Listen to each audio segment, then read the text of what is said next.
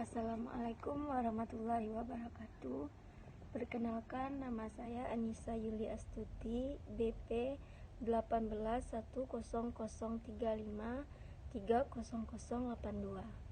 Baiklah, saya akan mempresentasikan makalah saya yang berjudul Etika Bisnis dan Tanggung Jawab Sosial. Pengertian etika bisnis. Dari asal-usul kata, etika berasal dari bahasa Yunani ethos yang berarti adat istiadat atau kebiasaan yang baik. Perkembangan etika yaitu studi tentang kebiasaan manusia berdasarkan kebiasaan kesepakatan. Menurut Kamus Besar Bahasa Indonesia, etika adalah nilai mengenai benar dan salah yang dianut suatu golongan atau masyarakat.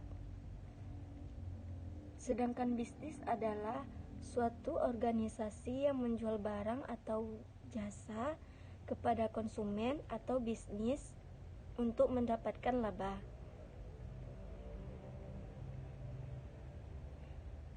Sedangkan etika bisnis adalah cara-cara untuk melakukan kegiatan bisnis yang mencangkup seluruh aspek yang berkaitan dengan individu, perusahaan, industri, dan juga masyarakat. Jadi, etika bisnis lebih luas dari ketentuan yang diatur oleh hukum, bahkan merupakan standar yang lebih tinggi dibandingkan standar minimal ketentuan hukum. Karena dalam kegiatan bisnis seringkali kita temukan wilayah abu-abu yang tidak diatur oleh ketentuan hukum. Terdapat 3 pendekatan dasar dalam merumuskan tingkah laku etika kita.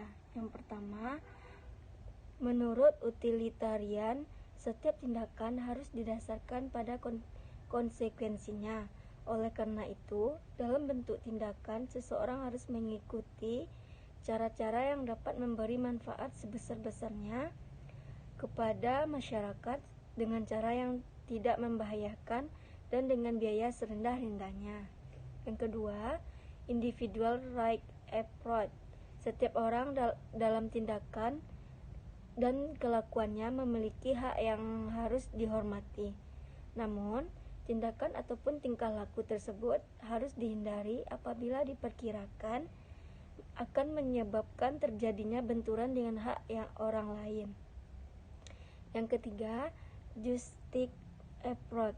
Para pembuat keputusan mempunyai kedudukan yang sama dan bertindak adil dalam memberikan pelayanan kepada pelanggan, baik secara perorangan ataupun secara kelompok.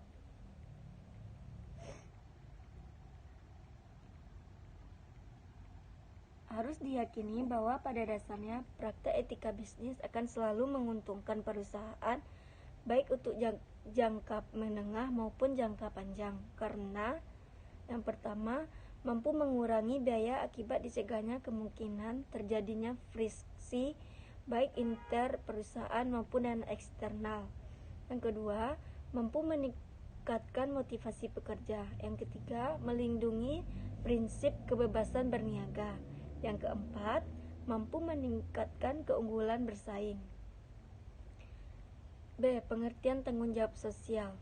Tanggung jawab sosial perusahaan merupakan bentuk kepedulian perusahaan terhadap lingkungan perusahaan melalui berbagai kegiatan yang dilakukan dalam rangka penjagaan lingkungan, norma masyarakat, partisipasi pembangunan, serta berbagai bentuk tanggung jawab sosial lainnya.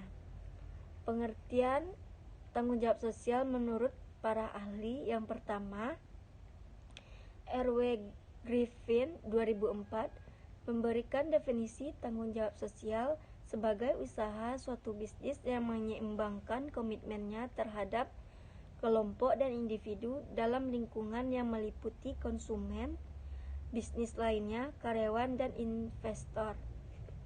Yang kedua, menurut Bob Court 2002 mendefinisikan tanggung jawab sosial adalah perorangan manajemen terhadap kewajibannya untuk mempertimbangkan laba, kepuasan pelanggan, dan kesejahteraan sosial sebagai nilai yang sepadan dalam mengevaluasi kinerja perusahaan. Yang ketiga, menurut Clement Kasat berpendapat bahwa tanggung jawab sosial adalah komitmen usaha untuk bertindak secara etis, beroperasi secara legal, dan berkontribusi untuk meningkatkan ekonomi bersama dalam meningkatkan kualitas hidup dari karyawan dan keluarga, masyarakat lokal, dan masyarakat secara lebih luas.